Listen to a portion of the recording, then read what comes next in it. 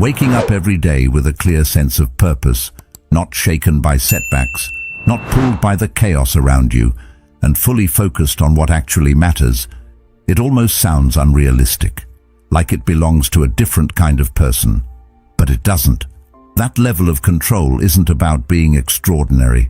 It comes down to seeing something most people miss. Because the real struggle isn't a lack of discipline, it's a lack of direction beneath it. There's a reason the ideas of Marcus Aurelius still hold weight centuries later. Stoicism was never about escaping life or suppressing emotion.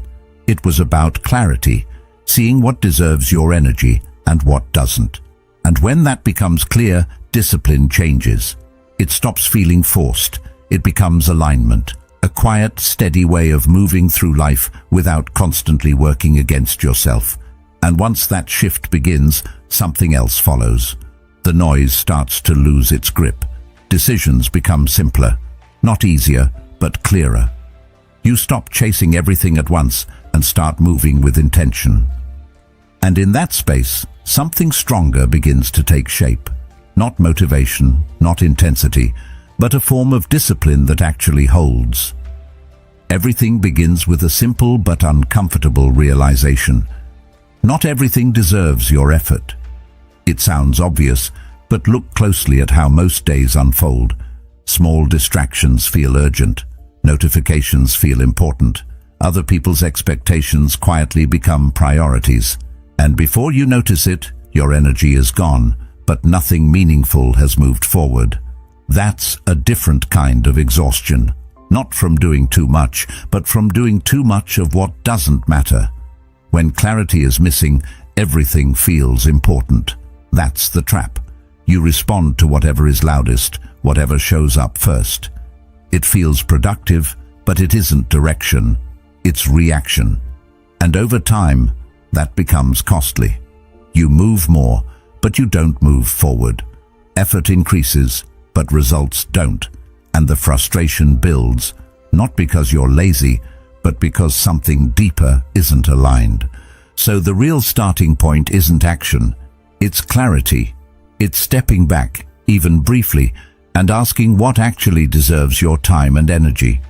Not based on pressure or comparison, but on what genuinely matters when everything else is stripped away. That question isn't comfortable because it forces you to see how much of your life might be running on autopilot. But it's necessary, because without that honesty, discipline becomes reactive instead of intentional. You don't choose your actions, they choose you. And once you see that clearly, something begins to shift. You stop trying to do everything. You start focusing on what matters. And that focus creates space. Space where discipline can actually grow instead of being constantly scattered. Once that clarity begins to settle, something quieter reveals itself. The pull toward distraction, the subtle urge to move away from what requires effort and toward what feels easier. It doesn't come from outside, it comes from you. And that's what makes it difficult to recognize, because it feels natural. It feels like your own voice guiding you. But when you don't notice it, you stop choosing, you start reacting. You delay what matters, you avoid discomfort, you follow impulses that pull you away from your direction. And over time, those small moments begin to define your days. That's why the pause matters. Even a brief moment where you don't immediately act, where you notice the impulse instead of following it. Because in that space, something important happens. You regain choice. That pause is where discipline starts to take shape, not through intensity, but through awareness.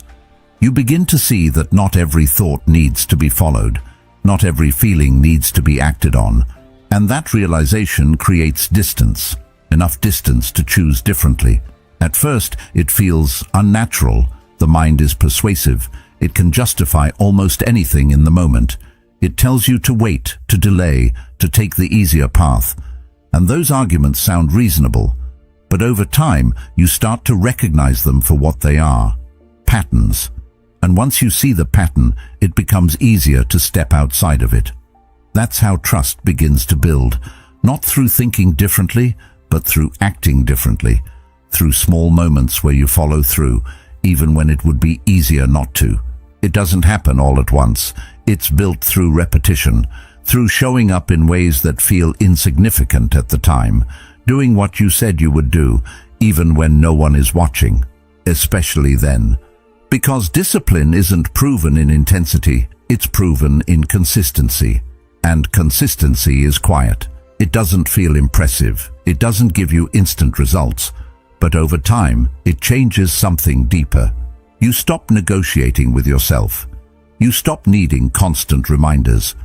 The decision has already been made, and your role is simply to follow through. Slowly, effort turns into identity. You're no longer someone who tries, you're someone who shows up. But consistency alone isn't enough if everything stays within comfort, because comfort has limits. It keeps things stable, but it doesn't expand them. That's why stepping into discomfort on purpose becomes necessary. Not extreme hardship, not punishment, but controlled difficulty. Choosing the harder option when the easier one is available. Staying with something a little longer than you want to. Because when you stop avoiding discomfort, it stops controlling your decisions. And that changes how you approach everything. Challenges stop feeling like obstacles and start feeling like opportunities to expand what you're capable of handling.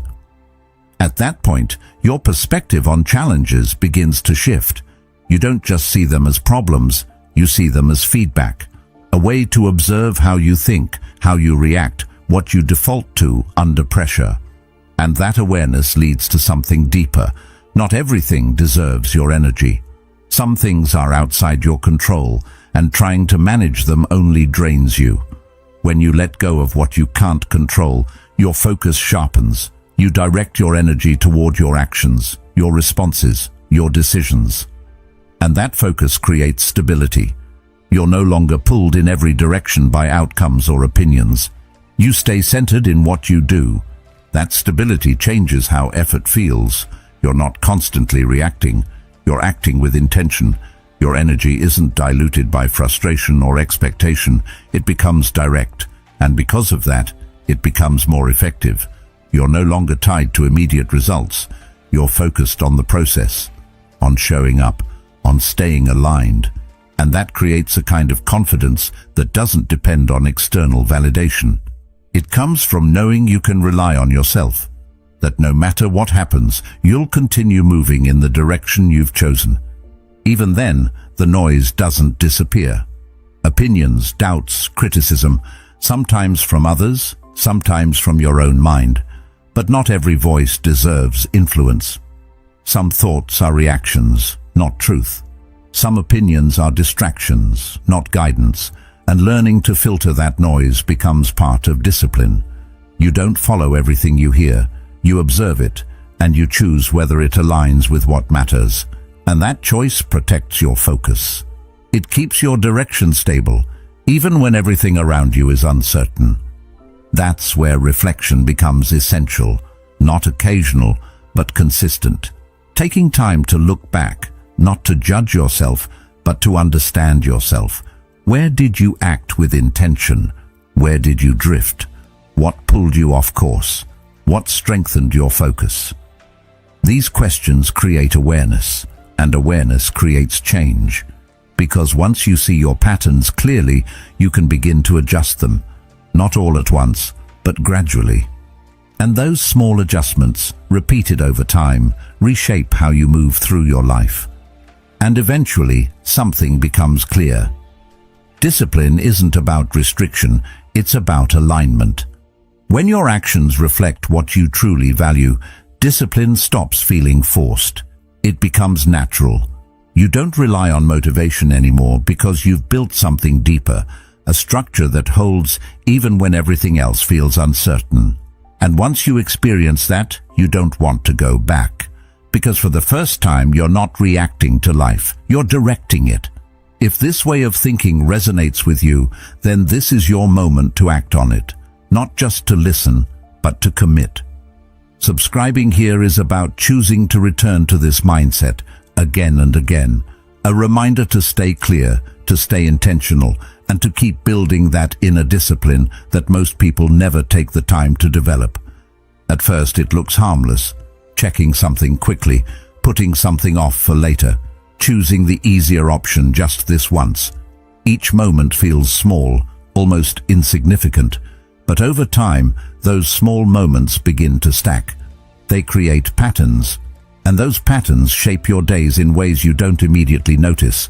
You still feel like you're in control, you still believe you're choosing, but in reality, you're reacting, moving from one impulse to the next, without ever stopping long enough to question where those impulses are leading you. That's where the danger sits, not in the distraction itself, but in how automatic it becomes. When something happens repeatedly without awareness, it stops feeling like a choice. It feels like a default. And once it becomes a default, it starts to define your behavior. You reach for your phone without thinking. You avoid difficult tasks without questioning why. You delay things that matter, not because you've decided to, but because something in you is trying to escape the discomfort attached to them. It's subtle, but it's powerful. And the more this pattern repeats, the harder it becomes to break. Not because you lack discipline, but because you've trained yourself to respond this way. You've reinforced the habit of avoiding discomfort. You've practiced distraction. You've built a system where ease is prioritized over meaning, and systems once established don't change on their own. They continue running until something interrupts them. That interruption doesn't have to be dramatic. It can be as simple as a pause, just a moment where you don't immediately act on what you feel, a moment where you notice the impulse instead of following it. That space is small, but it changes everything, because in that space you begin to see clearly. You recognize that the urge you're feeling isn't necessarily something you need to obey. It's just a signal, a suggestion, and suggestions can be accepted or rejected. This is where awareness starts to replace automatic behavior. You begin to see how often your actions are driven by the desire to avoid discomfort rather than pursue what matters. You notice the patterns, the moments where you shift your focus not because you've decided to, but because something feels slightly difficult or inconvenient. And once you see it, it becomes harder to ignore. That awareness creates a kind of friction, but it's a useful kind. It slows you down just enough to make a different choice possible. It also reveals something important about discipline. It's not just about doing what's hard. It's about recognizing why something feels hard in the first place. Often, it's not the task itself. It's the resistance around it, the hesitation, the internal dialogue that tries to convince you to delay, to avoid, to wait until you feel more ready. But readiness rarely arrives on its own. It follows action, not the other way around. And when you start to understand that, the need to wait begins to lose its hold. Over time, this practice of pausing becomes more natural. You don't react as quickly. You observe more. And in that observation, you gain a level of control that wasn't there before. Not control over your thoughts or feelings, but control over how you respond to them. That distinction matters, because you can't stop impulses from appearing, but you can decide whether they guide your actions or not. This is where Stoic thinking aligns closely with modern psychology. Both recognize that awareness is the foundation of change. Without it, behavior remains unconscious. With it, even deeply ingrained habits can begin to shift. Epictetus captured this idea simply when he said, "No man is free who is not master of himself." That mastery doesn't come from suppressing impulses. It comes from understanding them, seeing them clearly, and choosing not to be ruled by them. As this awareness deepens, something else begins to change. The intensity of the impulses starts to weaken. Not because they disappear, but because they lose their authority. They no longer feel like commands, they feel like options. And when something becomes an option instead of a command, you regain the ability to choose based on what actually matters, not just what feels easiest in the moment. That shift is subtle, but it's significant. It marks the point where discipline starts to move from effort to understanding. You're no longer fighting yourself constantly. You're working with a clearer view of how your mind operates, and that clarity makes consistency more achievable, not because things get easier, but because you're no longer being pulled in directions you didn't consciously choose. It also brings a certain calm, a sense that you're not at the mercy of every passing thought or feeling. You can sit with discomfort without immediately trying to escape it. You can stay with a task even when your mind suggests something else. And in those moments, you begin to experience a different kind of strength. Not loud or visible, but steady, reliable. And as that steadiness grows, it reinforces everything that comes after.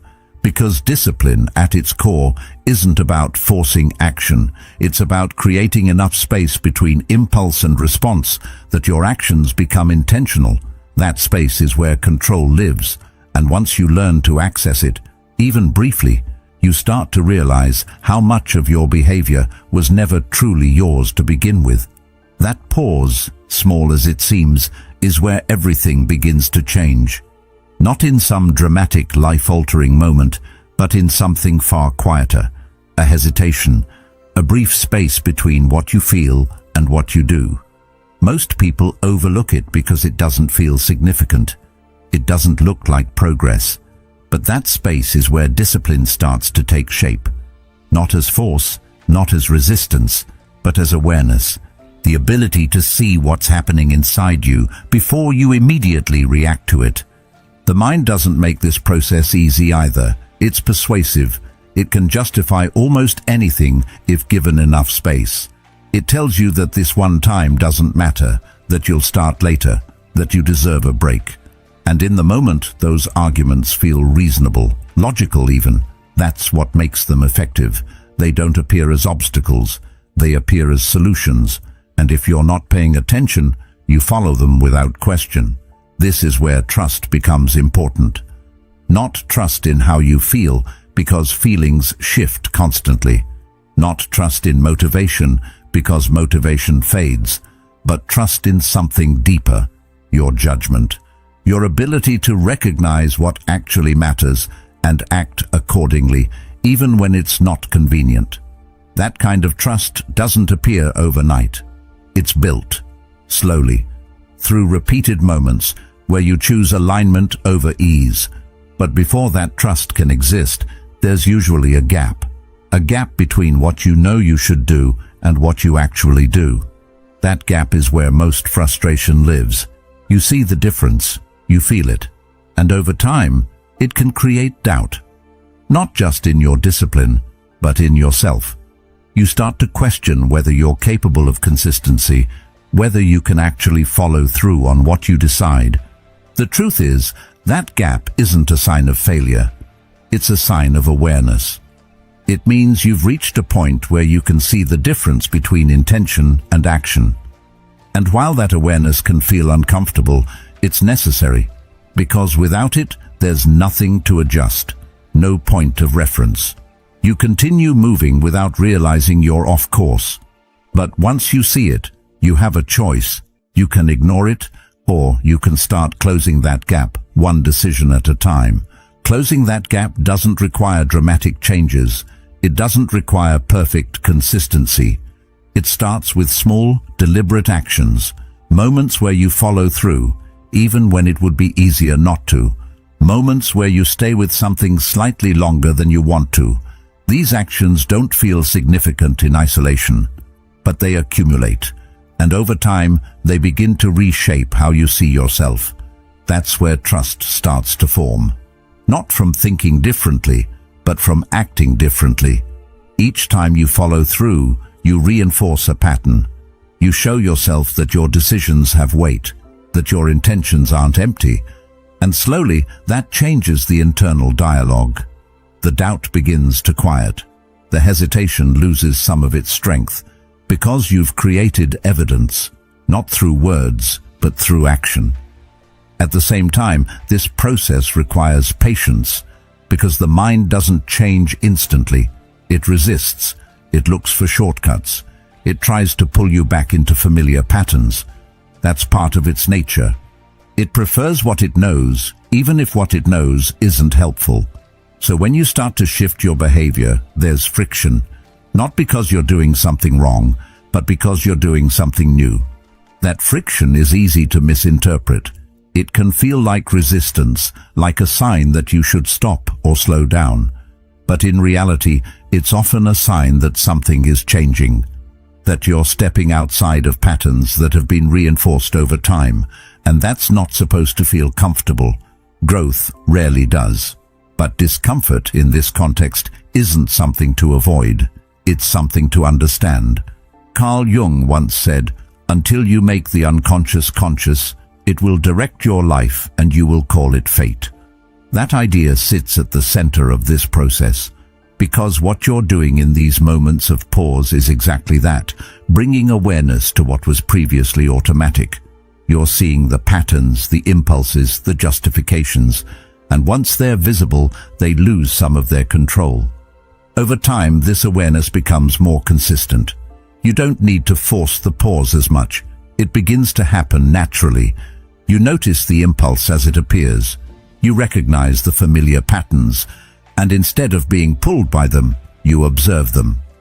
That observation creates space, and in that space, better decisions become possible. This doesn't mean the impulses disappear. They don't. The mind continues to suggest easier paths, quicker rewards, immediate comfort. But the difference is, you're no longer automatically following those suggestions. You're choosing. And that choice, repeated over time, becomes the foundation of discipline. It also changes how you experience yourself. You begin to see that you're not defined by every thought or feeling that arises. You don't have to act on everything you experience. There's a separation, a sense that you can observe without immediately reacting. And that separation creates stability, because you're no longer being pushed in every direction by whatever shows up internally. And as that stability grows, so does confidence.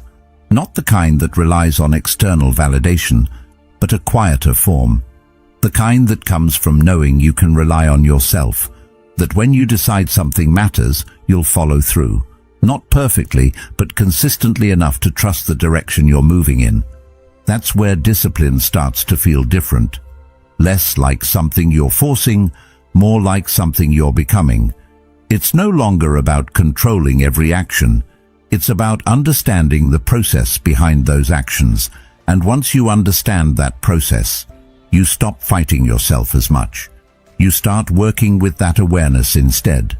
And it all comes back to that pause, that small moment that most people ignore.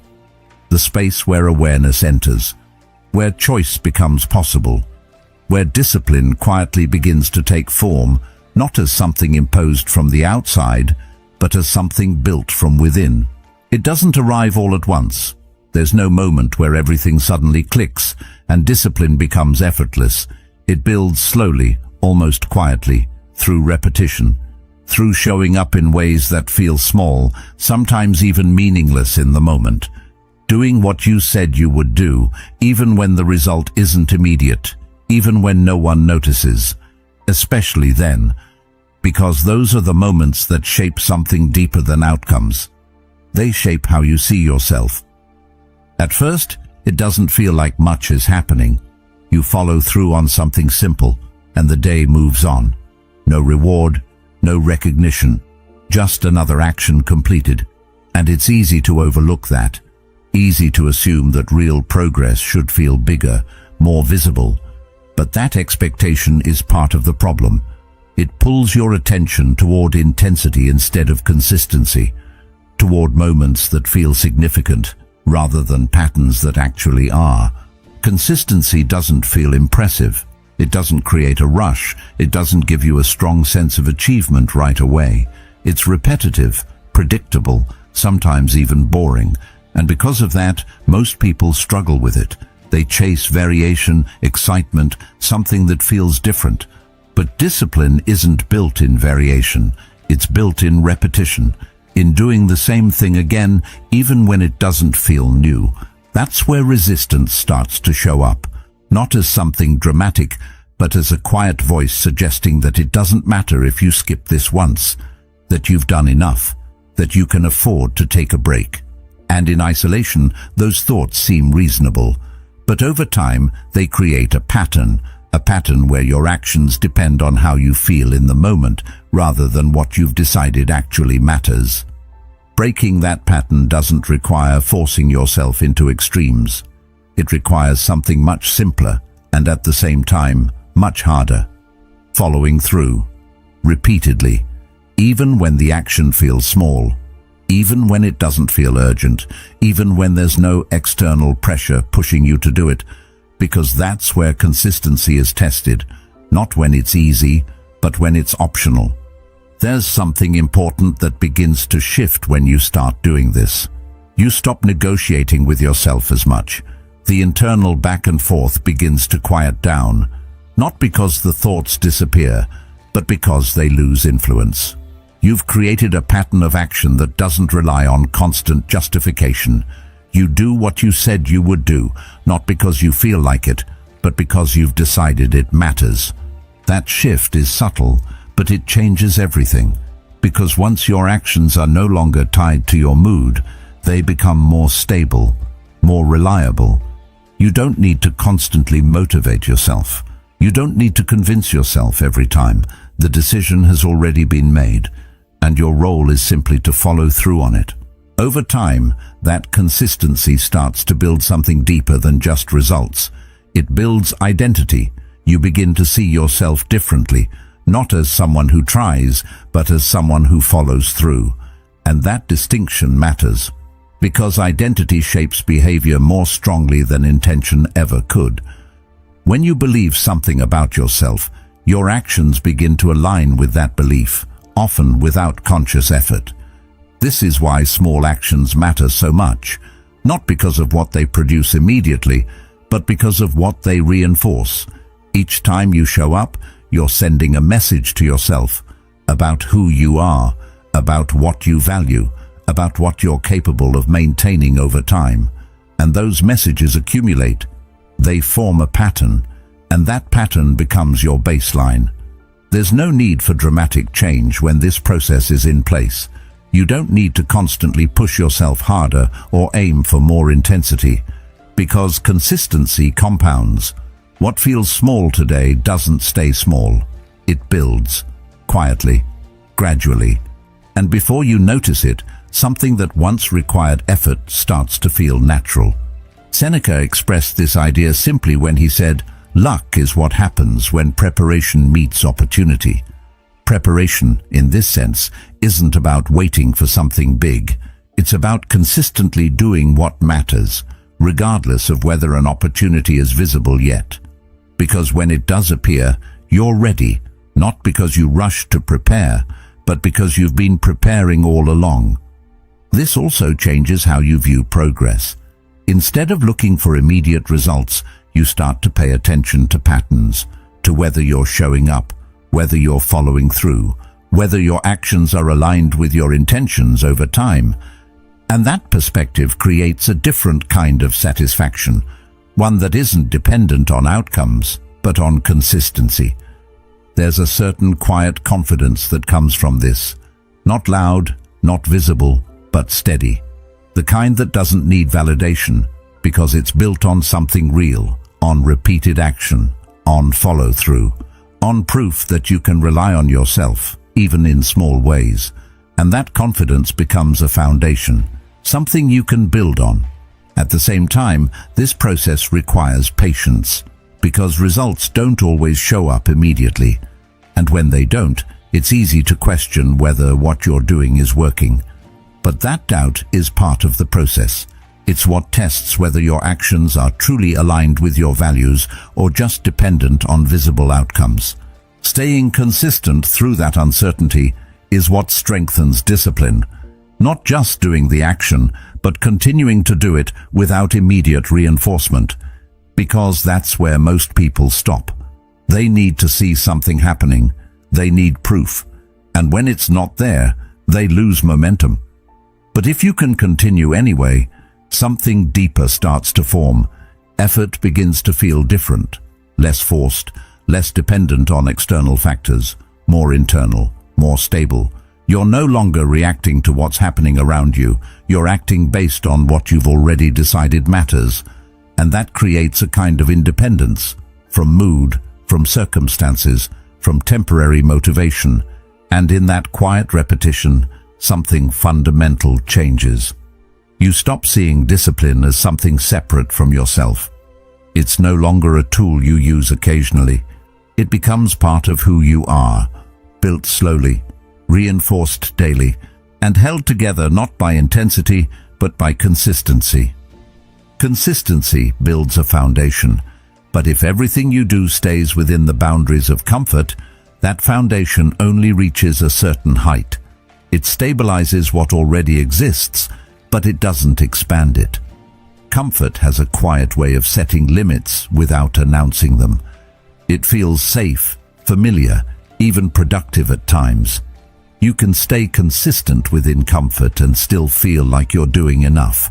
But over time, something starts to feel stagnant. Not because you've stopped moving, but because you've stopped stretching. The problem with comfort isn't that it's bad, it's that it becomes the default. You begin to choose it automatically without noticing the trade-off. Easier options become more appealing, more justified. You tell yourself it doesn't matter this time, that you've earned it, that it won't make a difference. And once again, each moment feels small. But just like with distraction, those small choices accumulate. They form patterns, and those patterns slowly define the limits of your growth. This is why discomfort plays such a critical role in discipline. Not extreme discomfort, not pushing yourself into exhaustion or punishment, but deliberate, controlled exposure to difficulty, choosing something slightly harder when an easier option is available, staying in a task a little longer than you want to, taking the step you'd normally avoid. These actions don't feel significant at the time, but they create something important. They expand your capacity. At first, discomfort feels like resistance, something to move away from. It creates tension, hesitation, even doubt. The mind starts offering alternatives, easier paths, more comfortable options. And if you're not paying attention, you follow them without question. But when you begin to stay with that discomfort, even briefly, something changes. You realize that it doesn't break you, it doesn't overwhelm you, it passes. And in that realization, its power begins to fade. That shift is important, because once discomfort is no longer something you automatically avoid, it stops controlling your decisions. It becomes just another experience, not something that dictates your behavior. And when that happens, you gain a kind of freedom. You're no longer limited by what feels easy. You can choose based on what matters, not just what feels comfortable in the moment. This also changes how you approach challenges.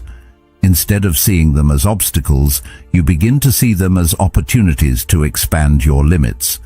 Not in a dramatic way, but in small, consistent ways. Each time you step into discomfort, you reinforce the idea that you can handle more than you thought. And that reinforcement builds confidence, not from success, but from experience. Over time, this creates a different relationship with effort. It stops feeling like something you need to avoid or minimize. It becomes something you engage with more willingly. Because you understand its role, you see how it contributes to growth. And that understanding reduces resistance. You're not forcing yourself into discomfort anymore. You're choosing it, knowing what it leads to. There's also a deeper layer to this. Discomfort often reveals things you wouldn't otherwise notice. Your reactions, your limits, your patterns. When everything is easy, those things stay hidden. But when you step into difficulty, they become visible. And that visibility is valuable. It gives you insight. It shows you where you can improve, where you tend to pull back, where your boundaries actually are. Seneca captured this idea when he said, "Difficulties strengthen the mind, as labor does the body." Strength in this sense isn't built through avoidance. It's built through exposure, through engagement, through choosing to face what's slightly beyond your current level of comfort. And just like physical strength, it develops gradually, one repetition at a time. As this process continues, something subtle begins to change in how you see yourself. You no longer identify as someone who avoids difficulty. You begin to see yourself as someone who can handle it, and that shift in identity influences your actions. You start to approach situations differently, with less hesitation, with more willingness to engage. This doesn't mean discomfort becomes enjoyable. It doesn't, but it becomes manageable, familiar. You recognize it for what it is, a signal that you're stepping into something that has the potential to expand you. And instead of pulling back, you lean into it, even if just slightly. At the same time, this practice requires balance. It's not about constantly pushing yourself to extremes. It's about choosing your moments, knowing when to step forward and when to recover. Because sustainable discipline isn't built on burnout. It's built on consistency paired with intentional challenge. That balance allows you to maintain momentum. You're not overwhelming yourself, but you're also not staying stagnant. You're moving forward, gradually increasing your capacity without breaking your foundation. And that steady progression is what leads to lasting change. Eventually, the things that once felt uncomfortable begin to feel normal, not because they've changed, but because you have. Your tolerance has expanded, your perspective has shifted, and what once required effort now feels more natural. That's how growth happens, not in sudden leaps, but in gradual adjustments. And as that growth continues, the grip of comfort weakens. It no longer dictates your choices. It becomes just one factor among many, not the deciding one. You can choose difficulty when it aligns with your goals, and comfort when it serves your recovery. That flexibility is a form of control. In the end, stepping into discomfort isn't about proving something. It's about expanding what's possible for you. It's about removing the limits that comfort quietly imposes. And once those limits begin to fade, you start to see how much more you're capable of handling, how much further you can go, and how discipline, when paired with intentional challenge, becomes something far more powerful than simple consistency alone. This shift is quiet, but it changes everything. Instead of asking why something is happening, your attention turns inward. You begin to notice your reactions more than the circumstances. The frustration, the urge to resist, the need for things to be different than they are. And in noticing these responses, you start to see patterns that were always there but rarely observed. The way you default under pressure, the way your mind interprets difficulty, the way you either engage or withdraw. That awareness introduces a new perspective. Challenges are no longer just things to overcome. They become opportunities to observe yourself in real time, to see what you've built internally and where it still needs work. Not as a judgment, but as information, because without that observation, growth remains abstract. You can think you're disciplined, but until you're tested, it remains an idea. And tests don't arrive in controlled conditions. They appear in moments you didn't plan for. This is where the idea of control becomes central.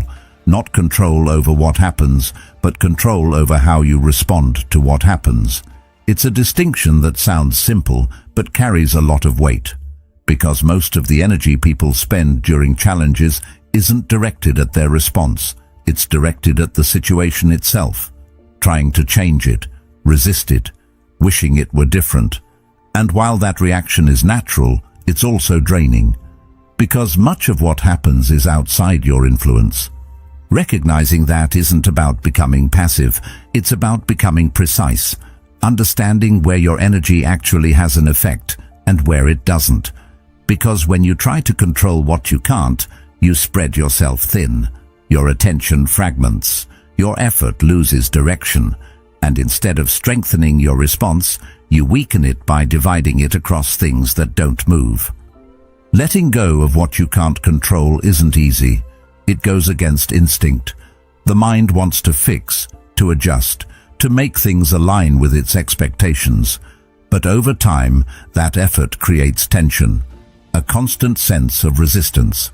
And that resistance doesn't solve the problem, it amplifies it. Because now you're dealing with both the situation and your reaction to it. When you begin to release that need for control over external things, something shifts internally. There's less friction, less wasted energy. You're no longer trying to manage everything at once. Instead, your focus narrows. It becomes directed toward what you can actually influence, your thoughts, your actions, your decisions, and that focus creates clarity. That clarity allows you to respond more effectively. Not because the situation changes, but because your relationship to it does. You're not reacting from frustration or urgency. You're acting from a place of awareness. You see what's happening, and you choose how to engage with it. That choice, even if small, creates stability. Epictetus captured this idea in a way that remains as relevant now as it was then. Make the best use of what is in your power, and take the rest as it happens. There's a simplicity to that, but also a depth. It's not about ignoring reality. It's about engaging with it in a way that preserves your energy and directs it where it matters most. As this perspective becomes more consistent, challenges begin to feel different, less overwhelming, more structured. You still experience difficulty, but it doesn't pull you in as many directions. You don't get caught in every reaction. You observe more. You respond with intention. And that changes the outcome, not always externally, but internally. This internal shift is what strengthens discipline over time. Not the absence of difficulty, but the ability to navigate it without losing alignment, to stay grounded in your actions, even when circumstances are unstable. And that kind of stability isn't built through avoidance. It's built through repeated exposure, paired with awareness. At the same time, this approach reduces unnecessary stress. Because you're no longer carrying the weight of things you can't change. You're not replaying situations endlessly, trying to find a different version of events. You accept what is and direct your energy toward what can be done now. That acceptance isn't passive, it's efficient. Over time, this becomes a habit. You start to naturally filter situations through this lens. What is within my control? What isn't? And once that distinction is clear, your response follows more easily. You don't get pulled into every emotional reaction. You maintain a level of distance that allows for better judgment. This doesn't mean you stop caring. It means you care differently, with more precision, more intention. You invest your energy where it has impact, and you release it where it doesn't.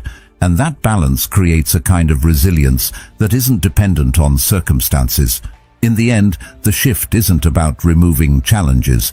It's about changing how you engage with them, seeing them not as obstacles to avoid, but as opportunities to refine your response, to strengthen your discipline, to reinforce your alignment. And in that process, you realize that control was never about the outside. It was always about how you choose to meet it. That kind of focus creates something most people spend years searching for without ever fully understanding. A sense of stability that doesn't depend on what's happening around you. Not the kind that comes from controlling everything, but the kind that comes from no longer needing to. Because once your attention shifts toward your actions instead of outcomes, something begins to settle. You stop being pulled in multiple directions at once. You stop reacting to every change, every opinion, every unexpected result. And in that stillness, your effort becomes clearer. When that begins to fade, your actions become more direct. You do what needs to be done without constantly questioning the outcome. Not because you don't care about results, but because you understand that results aren't something you can fully control. They're influenced by too many variables, too many factors outside your reach. And once that becomes clear, your relationship with effort changes. You stop attaching your sense of progress to immediate outcomes. You stop measuring every action by what it produces right away. Instead, your attention stays with the action itself, the quality of it, the consistency of it. And that shift removes a lot of unnecessary pressure. because you're no longer trying to control something that was never fully yours to control in the first place. This doesn't make you passive. It does the opposite. It allows you to engage more fully with what you're doing, without distraction, without hesitation, without constantly looking ahead to see what might happen next. Your effort becomes more focused, more intentional, and because of that, it becomes more effective. There's a certain calm that comes with this way of operating, not a lack of ambition, but a different kind of it. One that isn't driven by urgency or anxiety, but by clarity. You know what needs to be done, and you do it. Not because you're chasing a specific outcome, but because the action itself aligns with your direction. Over time, this creates a sense of reliability. You begin to trust your own process, not because it guarantees a specific result, but because it's consistent. You show up, you follow through, you stay aligned, and that consistency builds something deeper than success. It builds confidence. This confidence isn't loud. It doesn't depend on external validation. It's quieter than that, more stable. It comes from knowing that regardless of what happens, you'll continue to act in a way that reflects what matters to you, and that kind of certainty removes a lot of internal conflict. You no longer need constant reassurance. You don't need to check whether you're on the right path every few moments, because your actions already reflect your direction. You're not waiting for confirmation. You're creating it through what you do. Marcus Aurelius expressed this idea clearly when he wrote, "You have power over your mind, not outside events. Realize this, and you will find strength." That strength doesn't come from controlling outcomes. It comes from controlling your response to them, from maintaining your focus regardless of what's happening externally. As this mindset becomes more consistent, something else begins to shift. The influence of external opinions starts to fade. Not because they disappear, but because they no longer carry the same weight. You're not basing your actions on approval or criticism. You're basing them on alignment. And that makes your decisions more stable. This stability allows you to move forward without constant hesitation. You're not second-guessing every step. You're not adjusting your direction based on every piece of feedback. You listen, you observe, but you don't lose your center. And that's what keeps your progress steady. At the same time, this approach reduces emotional volatility. Because you're not tying your effort to specific outcomes, you're less affected when things don't go as planned. You adjust, you continue, but you don't collapse. Your sense of direction remains intact. That resilience is what makes this kind of discipline sustainable. It doesn't rely on perfect conditions. It doesn't depend on everything going right. It holds even when things are uncertain. And that consistency over time creates momentum.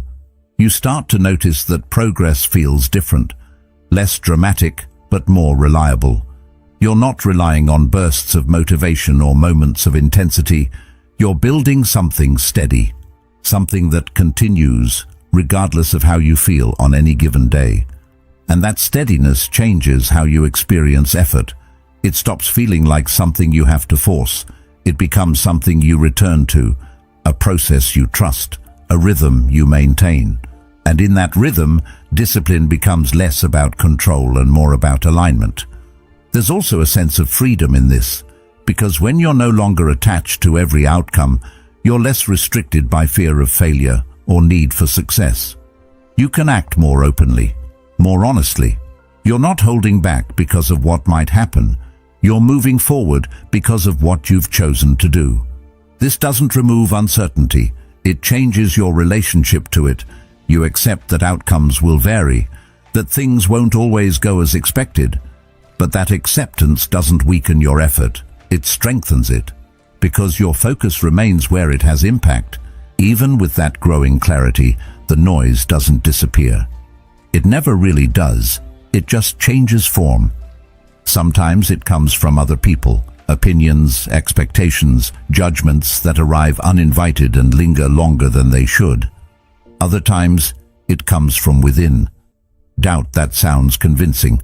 Thoughts that question your direction. subtle suggestions that maybe you should adjust, slow down, or rethink everything you've already committed to. And because this noise doesn't always feel external, it becomes harder to separate from your own voice. At first, it's easy to assume that every thought deserves attention, that if something appears in your mind, it must have value. But that assumption is what gives noise its power. It blurs the line between what matters and what doesn't, between what aligns with your direction and what simply distracts you from it. And over time, if you don't question that distinction, you start to treat every voice as equally important. That's where discipline starts to weaken again. Not because you've lost your ability to act, but because your focus becomes divided. You begin to second-guess decisions that were once clear. You hesitate where you once moved forward. You adjust your path based on temporary thoughts or external opinions that don't actually reflect your values. And in doing so, you slowly move away from the very clarity you worked to build. This is why not every voice deserves influence. Some thoughts are reactions, not reflections. They appear in response to discomfort, uncertainty, or fear. They don't come from a place of understanding. They come from a desire to avoid. And if you follow them without questioning, they lead you away from what actually matters. The same applies to external opinions. Not all criticism is useful. Not all advice is relevant. Some of it is based on perspectives that don't align with your direction. Some of it is shaped by experiences that aren't yours. And some of it is simply noise, unfiltered, unexamined, and not worth carrying. Recognizing this doesn't mean ignoring everything. It means becoming selective, developing the ability to filter what you hear, both internally and externally. To pause and ask whether a thought or opinion aligns with what you've already identified as important. And if it doesn't, allowing yourself to let it pass without giving it weight. This kind of filtering requires clarity, but it also requires confidence. Not the kind that assumes you're always right, but the kind that trusts your direction enough to not be constantly swayed by every new input. Because without that trust, you become reactive again. You adjust too quickly, you lose consistency, and your actions start reflecting noise instead of intention. There's also a deeper layer to this. Much of the internal noise you experience isn't random. It's shaped by past experiences, by patterns that have been reinforced over time. Doubt, hesitation, self-criticism, these aren't isolated thoughts. They're part of a larger system, and understanding that system helps you see those thoughts more clearly. Carl Jung pointed to this when he said, "Everything that irritates us about others can lead us to an understanding of ourselves." The same applies internally. The thoughts that disturb you, that create friction, often reveal something deeper. Not something you need to obey, but something you can observe, something you can learn from without being controlled by it. As you begin to observe these patterns, the noise starts to lose its intensity, not because it disappears, but because you see it differently. You recognize that not every thought reflects truth. Not every opinion reflects value, and that recognition creates distance, enough distance to choose your response instead of reacting automatically. This doesn't make the process easy. The noise can still be persistent, it can still sound convincing, but it no longer has the same authority. You're no longer assuming that everything you hear deserves action. You're evaluating it, filtering it, deciding whether it aligns with your direction or not. And that decision-making process becomes faster over time. You don't need to analyze every thought in detail. You develop a sense of what fits and what doesn't, what supports your path and what pulls you away from it. And that sense creates stability. At the same time, this approach protects your focus. Because once you stop giving attention to everything, your energy becomes more concentrated. You're not constantly shifting directions. You're not adjusting based on every new input. You're moving forward with intention, guided by something deeper than temporary noise. There's also a sense of freedom in this. Because when external opinions lose their authority, you're less dependent on validation. You're not looking for constant approval. You're not measuring your actions against what others think you should be doing. You're acting based on what you've already determined matters. This doesn't isolate you. It grounds you. It allows you to engage with others without losing your center, to listen without being swayed unnecessarily, to consider feedback without abandoning your direction. And that balance is what keeps your discipline intact. Over time, this becomes part of how you operate. You don't react to every thought. You don't follow every opinion. You observe, you filter, and you choose. And that process reinforces your clarity. It strengthens your alignment. It keeps your actions consistent with what you've already decided matters. And in that consistency, the noise becomes less disruptive. It's still there, but it no longer defines your movement. It becomes background instead of direction, something you're aware of, but not controlled by.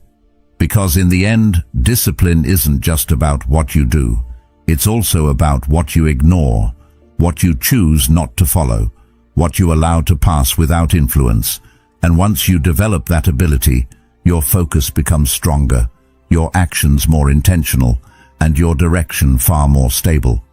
That's where reflection begins to take on a different kind of importance. Not as something you do occasionally when things go wrong, but as a steady practice that keeps you aligned over time. It doesn't need to be complicated or time-consuming. It's simply a moment where you step back and look at how your day actually unfolded. Not the version you intended, not the version you hoped for, but what truly happened. The decisions you made, the moments you followed through, and the ones where you didn't. At first, this kind of reflection can feel uncomfortable because it removes the distance between your intentions and your actions. It shows you clearly where they match and where they don't. And that clarity can be difficult to face. It's easier to stay in motion, to keep moving forward without looking back. But without that pause, patterns remain hidden. And what remains hidden continues to repeat. The purpose of reflection isn't to criticize yourself. It's not about pointing out every mistake or holding yourself to impossible standards. It's about understanding, seeing your behavior without distortion, recognizing where you acted with intention and where you drifted into automatic responses. Because once you see those patterns, you have something to work with, something you can adjust. There's a difference between judging yourself and observing yourself. Judgment creates pressure.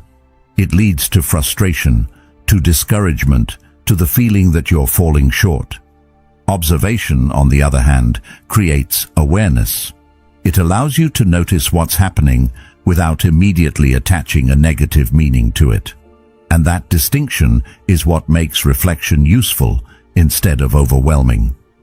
As this practice becomes more consistent, you begin to notice certain themes, moments where your focus weakens, situations that trigger hesitation or distraction, patterns that repeat across different days. These aren't random, they're signals, indicators of where your discipline holds and where it starts to break. And once you recognize them, you can begin to respond differently. This is where small adjustments come in. Not drastic changes, not complete overhauls, but subtle shifts. Choosing to handle a familiar situation slightly differently, staying present a little longer, following through when you might have drifted before. These changes don't feel significant in isolation, but over time they reshape your behavior. Carl Jung captured this process clearly when he said, "Who looks outside dreams, who looks inside awakes." That awakening isn't dramatic, it's gradual. It happens through repeated moments of awareness, through consistently turning your attention inward, not to overanalyze, but to understand.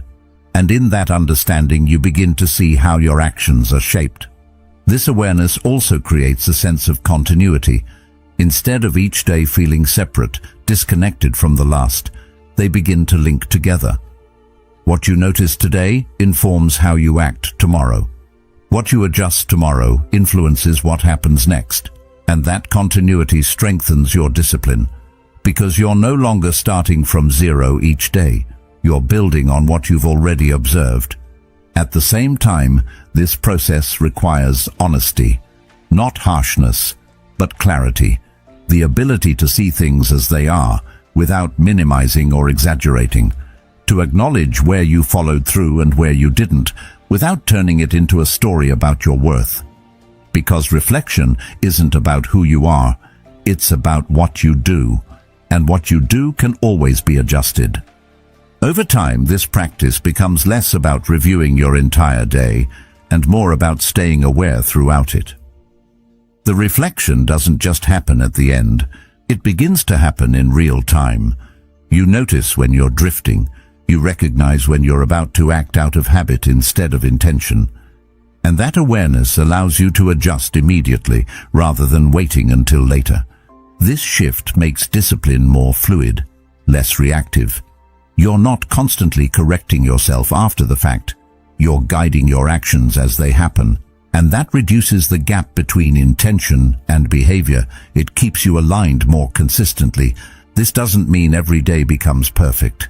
It doesn't. There will still be moments where you drift, where you react, where you don't follow through as you intended. But those moments don't define the entire day anymore. They become part of a process, something you notice, understand, and adjust from. That perspective reduces pressure, because you're no longer expecting perfection. You're focusing on progress, on awareness, on gradual improvement. And that focus makes discipline more sustainable. It removes the need for constant intensity and replaces it with consistency.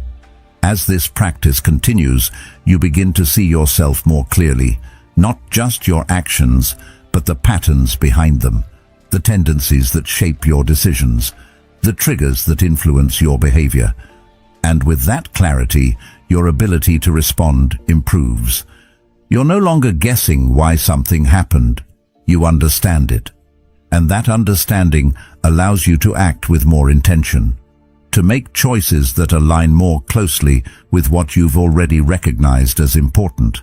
This also strengthens your sense of control, not over external events, but over your internal responses, because the more you understand your patterns, the less they control you.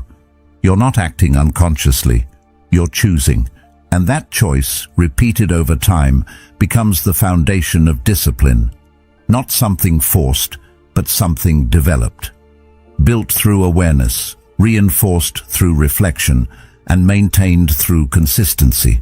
In the end, reflection isn't about looking back for the sake of it.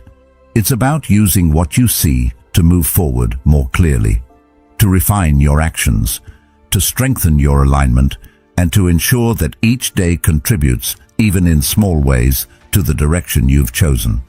Over time, something begins to settle into place, and it's not what most people expect. Discipline stops feeling like something you have to fight for. It stops feeling like constant resistance, like you're always pushing against yourself just to stay on track.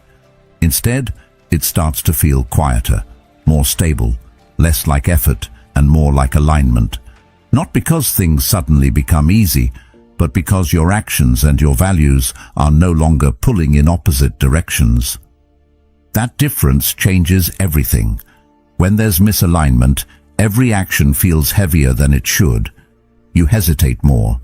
You negotiate with yourself more. You start strong, then fade. Not because you're incapable, but because part of you isn't fully committed to the direction you're moving in. There's friction, and that friction builds over time, making consistency harder to maintain. But when alignment is present, that friction begins to fade. You're no longer forcing yourself into actions that don't resonate with what you actually value. You're not trying to convince yourself every step of the way. The decision has already been made at a deeper level, and because of that, following through becomes more natural, not effortless, but steady.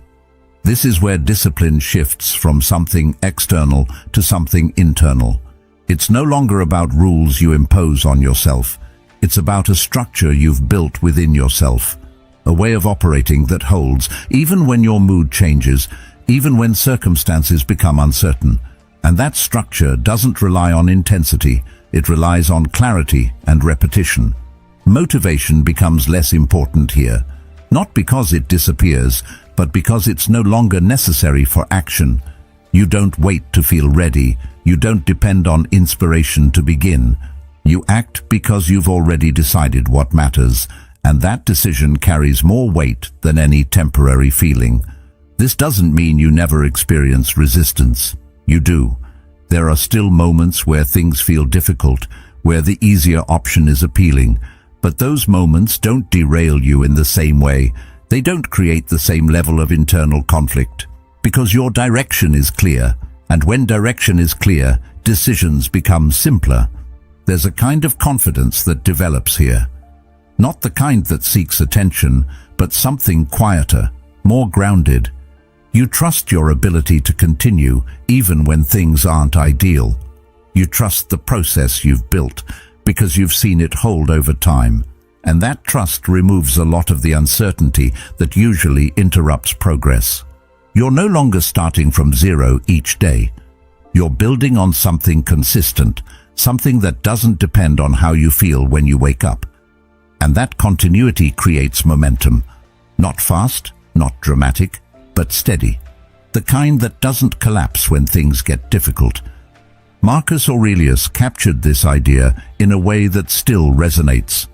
Waste no more time arguing about what a good man should be one. There's a simplicity in that.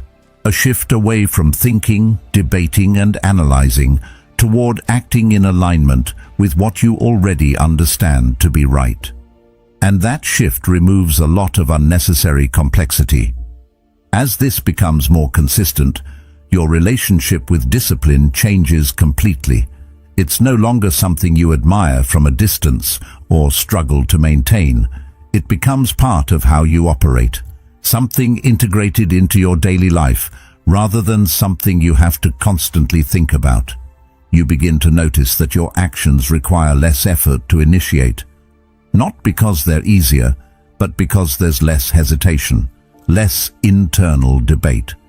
You've reduced the gap between intention and action to the point where movement feels more direct, and that directness creates efficiency. There's also a sense of ownership that comes with this. You're no longer reacting to circumstances as much. You're not waiting to see what happens before deciding how to act. You're choosing your direction, and your actions follow that choice. And that shift creates a different experience of life, one where you feel more in control, even when external things remain unpredictable. This doesn't remove challenges, it changes how you engage with them. You're not thrown off course as easily. You adjust, you continue, but your foundation remains intact. And that stability is what allows you to keep moving forward without constantly resetting. At the same time, this way of operating creates a kind of freedom, not from responsibility, but from unnecessary struggle. You're no longer caught in cycles of starting and stopping, of building momentum only to lose it again. You've created something that sustains itself through consistency and alignment. And once you experience that, it becomes difficult to go back. Not because you can't, but because you see the difference clearly. You recognize what it feels like to act with intention instead of reaction, to move forward without constant resistance, to maintain direction even when things aren't ideal. That awareness changes your standards. You no longer settle for temporary bursts of discipline followed by long periods of inconsistency. You aim for something steadier, something more reliable, and that shift in expectation reinforces the structure you've built. Over time, this becomes your default. Not something you switch on and off, but something that remains in place. You don't need to constantly remind yourself what to do. You've already internalized it. And that internalization is what makes discipline sustainable. There's also a deeper sense of meaning that comes with this, because your actions are no longer random or reactive. They're connected, aligned with what you value. And that alignment creates a sense of purpose that doesn't depend on external outcomes. you begin to feel that your days are building towards something. Not in a dramatic way, but in a consistent one. Each action contributes, each decision reinforces your direction, and that accumulation creates progress that feels real.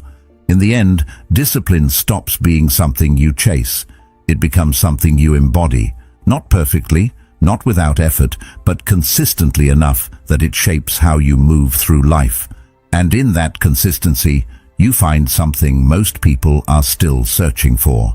Not control over everything, but control over yourself. At the end of it all, what you're really building isn't just discipline.